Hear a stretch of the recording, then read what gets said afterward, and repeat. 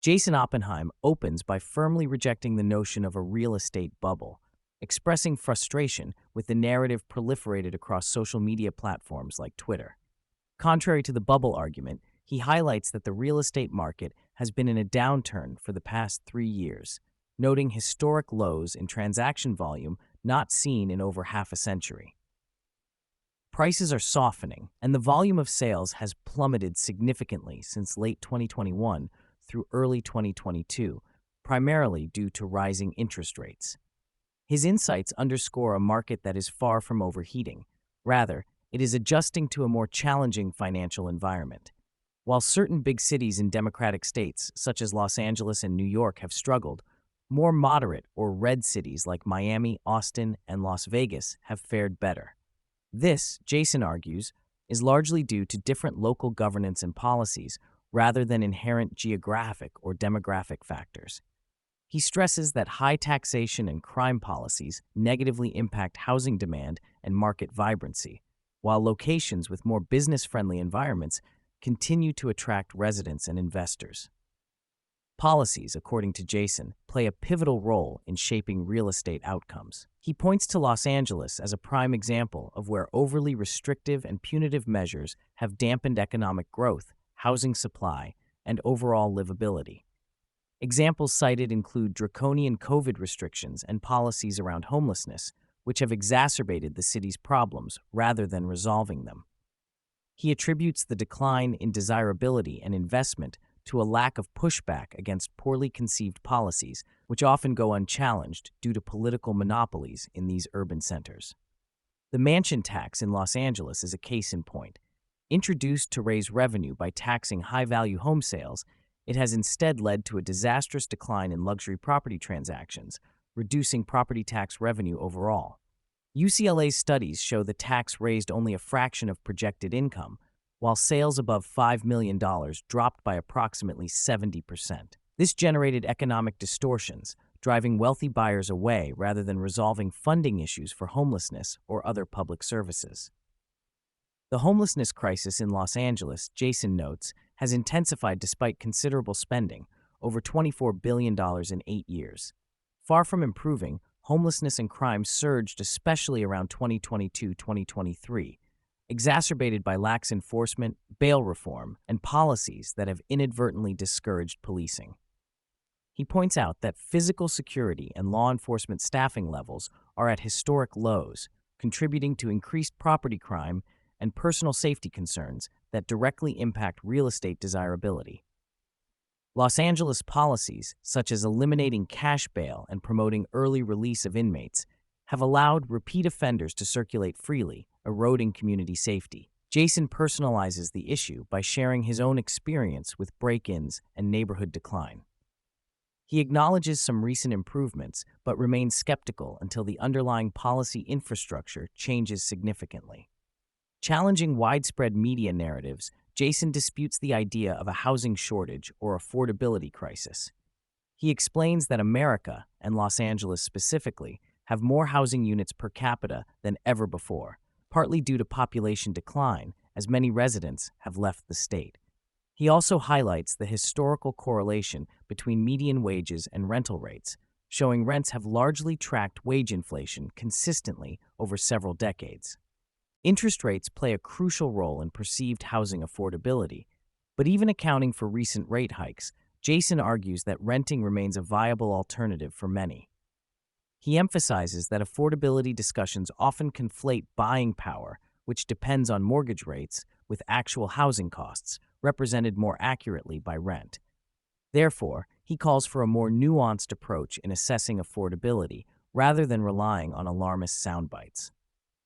Jason takes a critical stance toward rent control, explaining that while it can provide short-term relief to tenants, it ultimately reduces supply and investment in housing, driving up rents over the long term. He discusses how landlords and developers in cities like Los Angeles are discouraged from building or maintaining multifamily properties due to these regulations, further worsening market conditions. He also touches on the unintended social consequences of rent control, such as buildings that lose value, disincentivize upgrades, and encourage owners to keep properties vacant or convert them into luxury housing.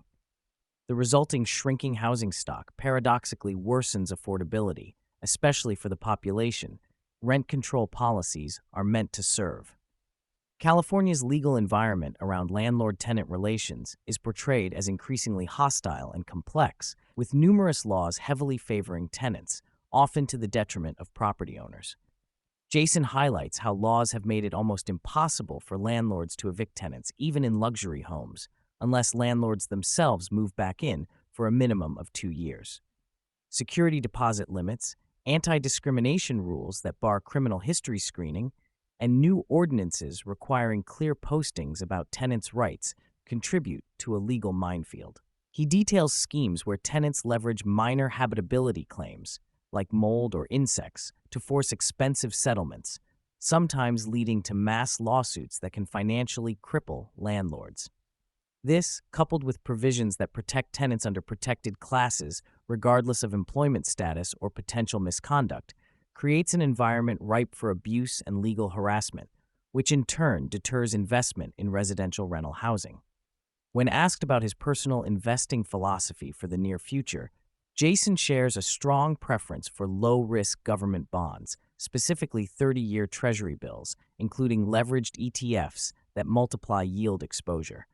He justifies this by pointing to current Treasury yields of around 5%, which offer guaranteed returns with minimal risk, while projecting that interest rates will likely decline, increasing bond values further.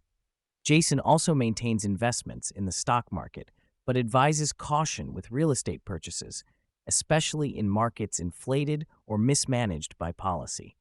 For new buyers or investors, he recommends renting over buying in many cases until market conditions stabilize or clean up.